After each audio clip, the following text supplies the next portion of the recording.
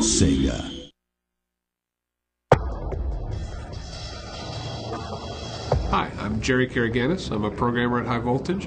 I worked on the Conduit. I worked on player control, moving the character around, designing a bunch of the alien weapons, and was responsible for the real-time player control. So when I started on the Conduit, there wasn't a lot of the interesting alien weapons, and that's what was exciting to me about working on the project, was trying to come up with things that just had a bit of a different feel to them, things that interacted in a more interesting way than just point the button at the enemy and shoot them. And so things that I really look for are things that interacted with the geometry of the environment.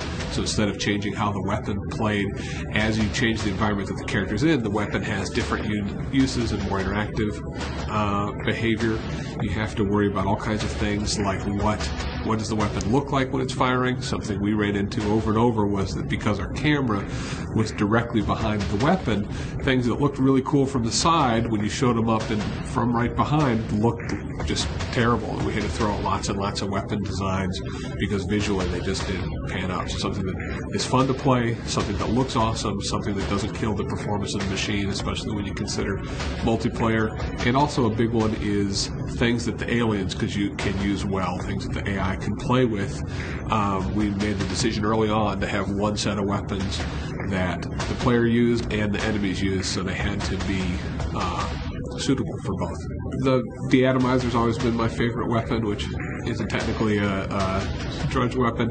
The ability to shoot around corners, the ability to latch it on and spin it around a shot is the perfect type of interaction I like, where in every different scene you're in, you can look and find an interesting way to use that weapon.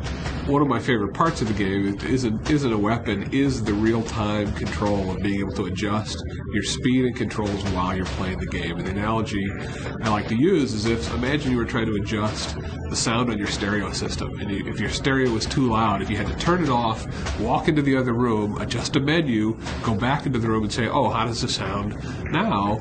It would just be terrible. You would never be able to get the right sound. And that's what it's like in other first-person shooters when you have to stop your gameplay, go adjust a slider, go back and see what it's like. And for us to be able to say, spin the gun around while I'm moving the slider, I think is just a real advance in first-person shooters. And I really hope that just as a player, that sticks and that becomes a standard that all first-person shooters adopt from now on. So in closing, I'd just like to say it was really wonderful working on the Conduit. The feedback that we got from the fans was absolutely amazing. It was just inspiring every day to read about how excited people were to have a project that was made for them, was made for the hardcore users that believed that the Wii was a gamer system and could do awesome things, and we loved reading all that stuff. So thank you.